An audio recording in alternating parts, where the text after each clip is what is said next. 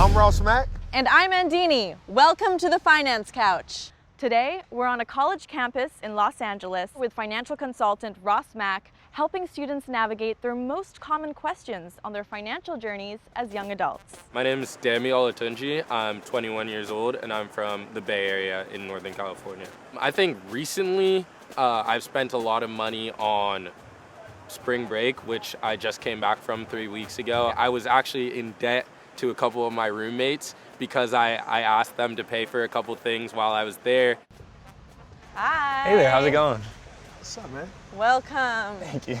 Yeah, so I just got back from spring break and naturally I am broke because of it. So I'm kind of wondering for the next time I go on spring break how I can save up for a big trip like that or even purchases like a car or something along those lines. Where'd you go? I went to Cabo, Nice. naturally. Okay. It was a really fun time, but now that I'm back and I'm trying to afford groceries and the normal things that I need to spend on, the bank account's not looking too good. I love the question, right? Because whether we're talking a big spring break vacation or buying a car, the idea is being thoughtful and saying, how do I start saving up for this event in the future, this big ticket purchase? Kind of work backwards, right? Say I'm going to Cabo, my flight is gonna be $1,200, my hotel is another $800, and I want $1,000 of spending money, right? So now we're talking, you wanna get to 3K. The idea is working backwards and saying, I want to put money aside for this goal. And so say you need $3,000 over 10 months, every paycheck, I'm gonna put $300 aside. Mm-hmm. And that's how you set it up. So you put it in almost a separate bank account. And whatever your goal is, the idea is you're working your way up to it. And so when that goal actually get here, it's not impulsive.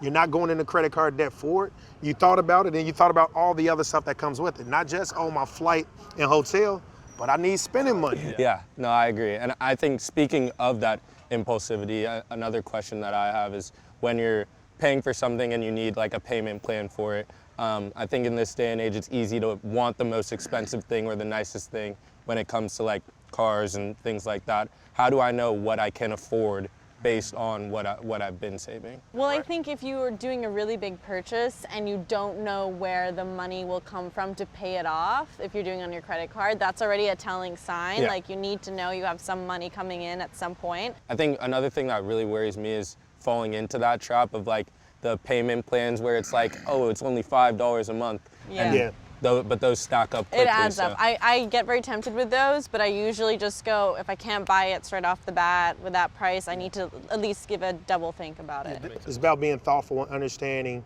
your budget, right? 50, 30, 20.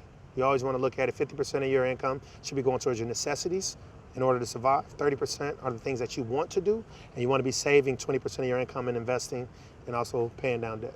Makes sense. Awesome. Well, Thank I you hope guys that was so much. helpful. Yeah, it was very helpful. Thank you so much. It was great meeting you guys. Great to meet you too. Nice Best meeting of you. luck on your next spring break. Thank you so much. The wallet is still a little light, so hopefully over the next couple paychecks I can bounce back, and for the next spring break I know to save a couple months before I end up leaving.